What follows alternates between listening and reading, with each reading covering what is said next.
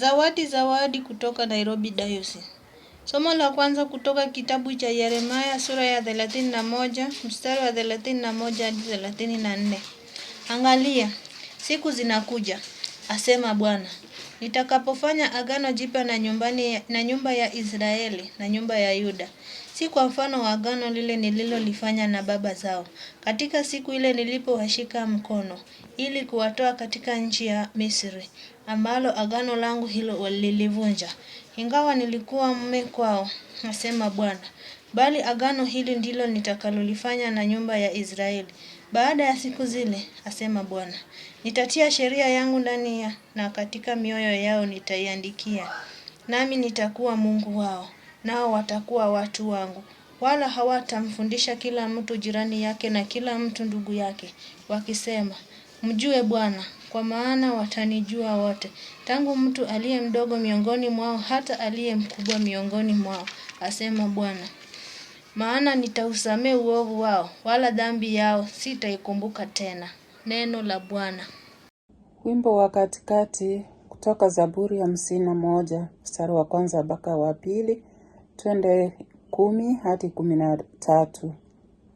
Kitikio: Ee Mungu, uniumbie moyo safi. Ee Mungu, uniumbie moyo safi. Ee Mungu, unirehemu sawa sawa na fadhili zako, kiasi cha wingi wa rehema zako. Uyafute makosa yangu, unioshe kabisa na uovu wangu, unitakase dhambi zangu. Ee Mungu, uniumbie moyo safi. Ee Mungu, uniumbie moyo safi. Ee Mungu, uniumbie moyo safi, unifanye upya roho iliyotulia ndani yangu.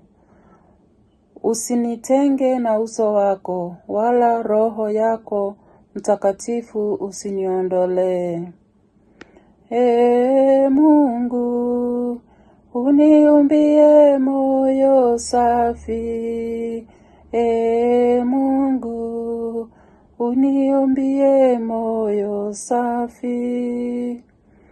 Unirudishie furaha ya wokovu wako, unitegemeze kwa roho wa wepesi. Nitawafundisha wakosaji njia zako, na wenye dhambi watarejea kwako. Ee Mungu, uniumbie moyo safi. Ee Mungu, uniumbie moyo safi. Somo la pili. Somo katika waraka wa Mtume Paulo kwa Waebrania sura ya 5 mstari wa 7 hadi 9. Yesu siku hizo za mwili wake alimtolea yule awezaye kumuokoa na kumtoa katika mauti, maombi na dua pamoja na kulia sana na machozi. Akasikilizwa kwa jinsi alivyokuwa mcha Mungu, na ingawa ni mwana, alijifunza kutii kwa mateso hayo yaliyompata. Naye alipokwisha kukamilishwa, akawa sababu ya wokovu wa milele kwa watu wote wanaomtii. Neno la Bwana. Shangilio. Mtu akinitumikia na anifuate, asema Bwana, nami nilipo, ndipo na mtumishi wangu atakapokuwepo. The Gospel of John chapter 12 verse 20 to 33.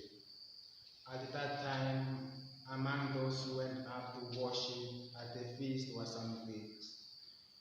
So these came to Philip, who was from Bethsaida in Galilee, and said to him, Sir, we wish to see Jesus. Philip went and told Andrew. Andrew went with Philip and they told Jesus. Jesus answered them, The hour has come for the Son of Man to be glorified. Truly, truly I say to you, unless a grain of wheat falls into the earth and dies, it remains alone. But if it dies, it bears much fruit. He who loves his life loses it, and he who hates his life in this world will keep it for eternal life.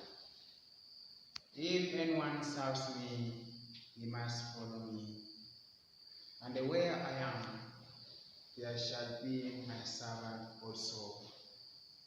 If anyone serves me, the Father will honor him. Now is my soul troubled, and what shall I say? Father, save me from this hour. No, for this purpose I have come to this hour. Father, glorify your name. Then a voice came from heaven, I have glorified it, and I will glorify it again. The crowd standing by heard it and said that it had thundered. Others said, an angel has spoken to him. Jesus answered,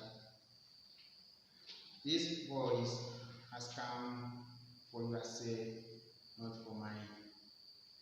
Now is the judgment of this world. Now shall the ruler of this world be cast out. And when I am lifted up from the earth, will draw all men to myself. He said it to show by what death he was to die. The Gospel of the Lord. Brothers and sisters, somewhere within the archives of my childhood memory, there's this image of our family kitchen. It was grass thatched, and there we cooked with firewood. 3 stones were there to support the cooking pot, and in between the stones, we would put the firewood that when lit would cook the content of the pot. But one other thing makes this memory special, because in my place we grow a lot of maize. We grow other things as well, but maize seems to be the staple food we grow. And whenever we harvested, Dad and Mom would select the bigger cobs with bigger grains. These would be hung somewhere on the roof of the kitchen, where they would be for a year or so, and they would serve as the seeds for the coming season. I'm sure many of you have a similar image, and I'm sure this image comes to your mind when Jesus talks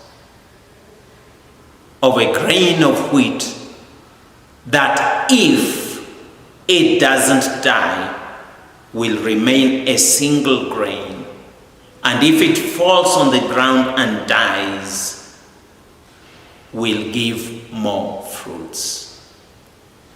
I'm sure you and I are witnesses to this mystery of a grain that would give many more grains, of a cob of maize that would give sacks of maize.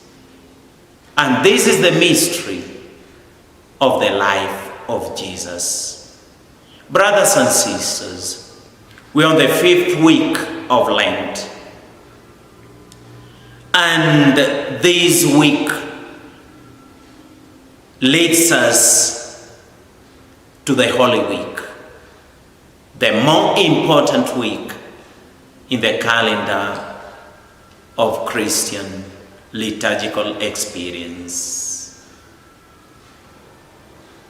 I still remember that with about 20 cobs or so, we would plant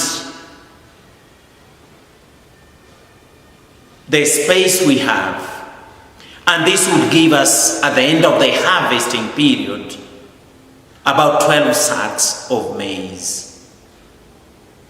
What a good comparison that Jesus makes of his own life, because he is that grain of wheat that fell on the ground and gave so many fruits that you and I enjoy. That one over, many people, not only Christians, but many people enjoy today. St. John, in chapter 12, which is what we have read on this Sunday, tells us it's the last week of Jesus' life. And that's key to the interpretation of Jesus as being that seed, and his death as being that mystery that transforms this seed so that it can bear more and more fruits.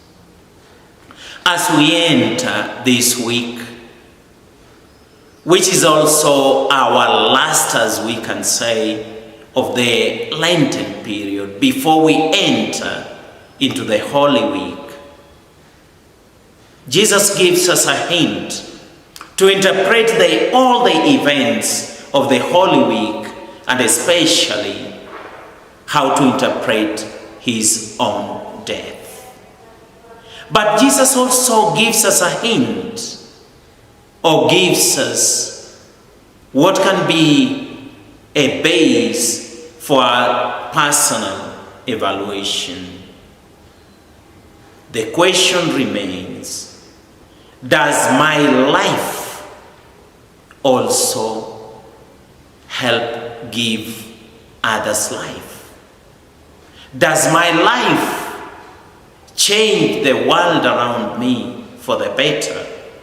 That question accompanies us as we enter this week that will lead us to the Holy Week.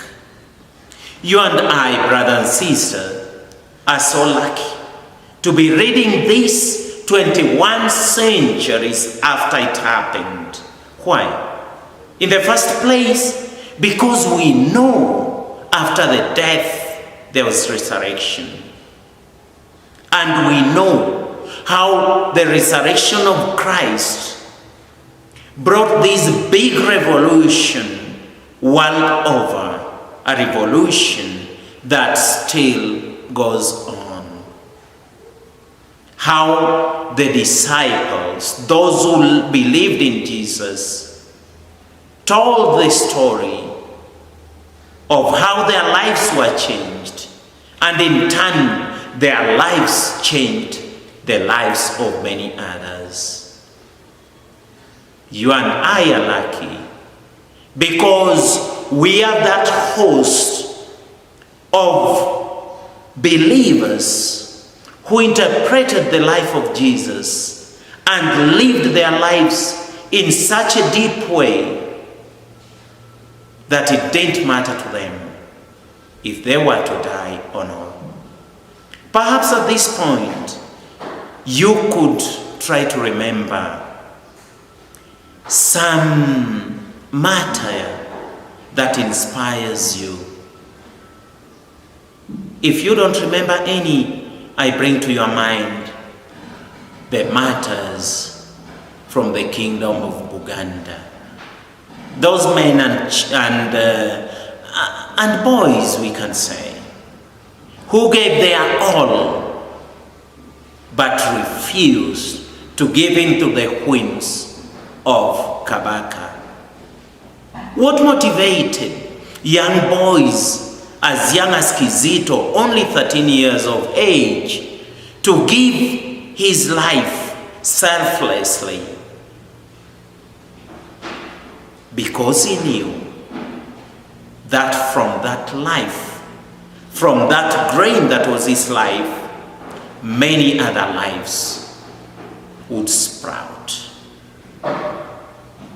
You and I are lucky at this time of history to listen once again to these words of Jesus, because they can help us to live fully our lives. If Lent is meant to prepare us for the Paschal mystery, Lent is also a moment to intensify our own lives. As we enter this week, the question remains for us: how do I live my life? Does it change the world around us? But also, as we enter this last week, brothers and sisters, we can't ignore the beginning of this gospel we've just heard. Some Greeks are introduced to us. These Greeks came to Jerusalem to see Jesus. John doesn't tell us what happened to them. He only tells us that Philip and Andrew went to Jesus to tell him about the presence of these Greeks who wanted to speak to him. But Jesus seems to ignore them. Jesus doesn't seem to notice they are there. Jesus doesn't seem to address them. He addresses his disciples, telling them what they are going to experiment. But why does John introduce the Greeks? I remain with the curiosity of the Greeks. And the mom that is there after they are introduced leaves us room to speculate. I want to believe they wanted to see Jesus because they had heard of the miracles, the wonders he was doing. I want to believe they came to see a celebrity. And Jesus wants to caution his disciples. It's not about being a celebrity. It's about living a life that is meaningful, a life from which other lives can sprout. Did he ignore the Greeks? He didn't. Because he tells his disciples, at the end, when I have risen from the ground, I will draw all people to myself.